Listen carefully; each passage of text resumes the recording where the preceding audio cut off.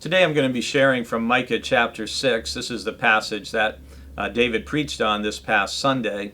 And before I begin, though, I want to ask you a question. If you watch TV at all, are you one of those individuals who enjoys watching shows with like courtroom drama? When I was a kid, my dad really enjoyed watching Perry Mason.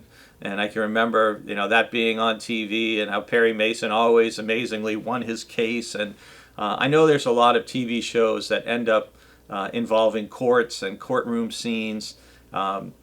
Micah chapter 6, if you're a fan of that kind of thing, that's what it's set up as. And if you look at the beginning of the chapter, it begins with a summons. Hear what the Lord says. Rise, plead your case before the mountains, and let the hills hear your voice. And so it goes on. The Lord has a controversy with his people, and he will contend with Israel. So this is kind of like the summons to the courtroom. And then the charges against the people begin in verse 3. O my people, what have I done to you, and what have I wearied you? Answer me! For I brought you up from the land of Egypt. And you have God's charges against the people, of how they haven't served him and everything else. And then, beginning in verse 6, you have the response of the prophet on behalf of the people. So in a courtroom sense, now this is the defendant speaking up. Well, with what shall I come before the Lord and bow myself before God on high? Shall I come before him with burnt offerings, with calves a year old? Will the Lord be pleased with thousands of rams, with 10,000s of rivers of oil? Shall I give my firstborn for my transgression, the fruit of my body for the sin of my soul? So that's kind of the defendant asking the question.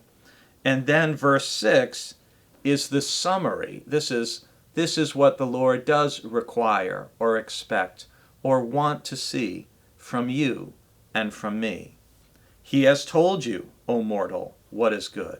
And what does the Lord require of you but to do justice and to love kindness and to walk humbly with your God? This is actually one of the best one-verse summaries in the whole Bible of what the Lord requires, demands, wants to see from us. To do justice, to love kindness or mercy, and to walk humbly with God. How much of those would you say are present in your life?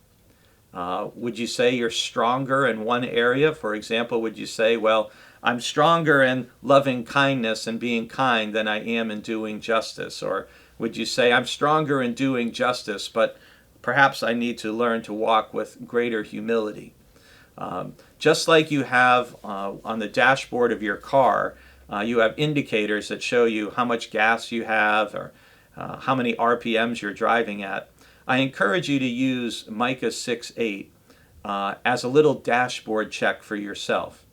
How are you doing when it comes to doing justice, to loving kindness, to walking humbly with your God? Maybe each time you even get in your car and drive, that can be a reminder to check yourself on those three things.